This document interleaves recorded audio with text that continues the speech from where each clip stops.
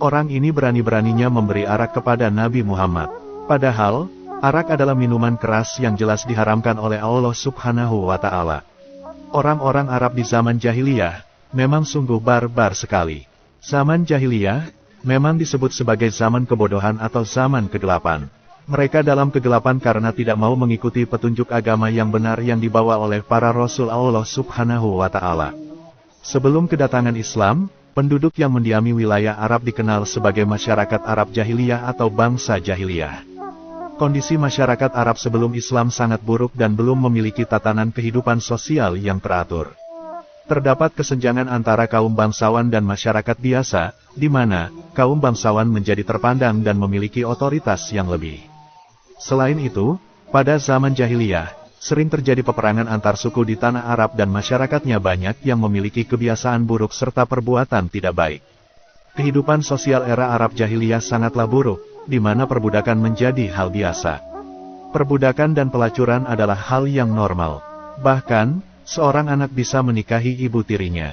Selain itu, pertempuran antar suku sering terjadi, kecuali pada bulan tertentu yang diharamkan untuk berperang.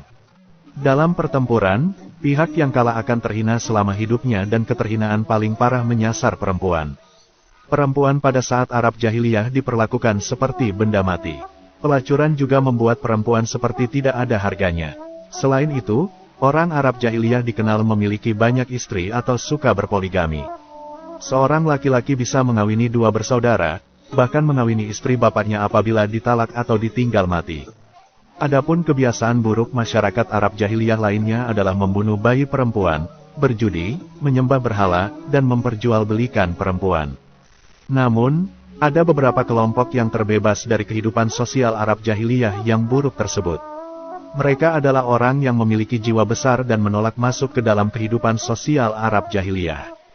Dalam kehidupan bangsa Arab zaman jahiliyah, meminum arak sudah menjadi tradisi yang mengakar kuat. Sehingga, meminumnya adalah hal wajar, apalagi banyak keuntungan yang diperoleh orang Arab dari minuman tersebut. Menyadari hal itu, Islam tidak serta-merta melarangnya, tetapi dengan bertahap. Jika dilakukan sekaligus, khawatir akan mendapat penolakan. Mengingat, minuman ini sudah menjadi bagian dari hidup mereka, kemudian secara bertahap, Nabi Muhammad SAW melarangnya karena sifat arak yang memabukkan dan menghilangkan akal. Ketika orang-orang bertanya tentang khamr dan judi kepada Rasulullah SAW, maka Allah memerintahkannya untuk menjawab. Katakanlah, pada keduanya terdapat dosa besar dan beberapa manfaat bagi manusia. Akan tetapi, dosa keduanya lebih besar daripada manfaatnya. Quran Surat Al-Baqarah ayat 219. Pasca pelarangan khamr dalam Islam, ternyata tidak semua orang langsung mengetahui status hukumnya. Pernah suatu ketika, ada seorang pemuda datang menemui Rasulullah SAW dan menghadiahkan beliau segentong penuh khamr atau arak. Melihat hal itu, beberapa sahabat lantas bersiap ingin memaki pemuda tersebut. Namun, Rasulullah SAW menenangkan mereka dengan sikapnya yang santai dan sabar.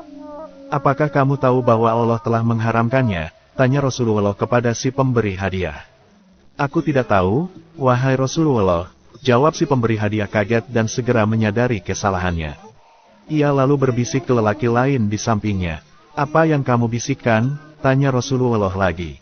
Aku memberitahunya agar menjual khamr itu, jawab si pemberi hadiah. Rasulullah tetap bersikap sabar kepadanya. Hal ini karena beliau tahu, bahwa pemuda itu tidak mengetahui apa-apa. Sesungguhnya, Allah telah melarang meminumnya, dan juga menjualnya, ujar beliau kepada si pemberi hadiah. Akhirnya, pemuda itu menjadi paham status hukum khamr atau arak dalam Islam. Bahwa, seorang muslim tidak boleh meminumnya ataupun memperjualbelikannya. Setelah itu, ia segera membuka tutup gentong yang ia bawa, lalu menumpahkan seluruh isi khamr ke tanah hingga tak tersisa. Betapa mulianya adab Rasulullah SAW. Beliau bersikap tidak marah atau merendahkan orang yang menawarinya arak. Dalam hal apapun, Rasulullah memang mengedepankan hikmah sehingga lawan bicaranya dapat mengerti Islam tanpa merasa terintimidasi. Dengan hikmah itulah, orang akhirnya mengenal Islam sekaligus mengenal bagaimana caranya Islam harus disampaikan. Ajaran yang baik dan disampaikan dengan cara baik, akan membuat orang tertarik berkali-kali lipat untuk menerimanya, dan itulah yang disebut hikmah.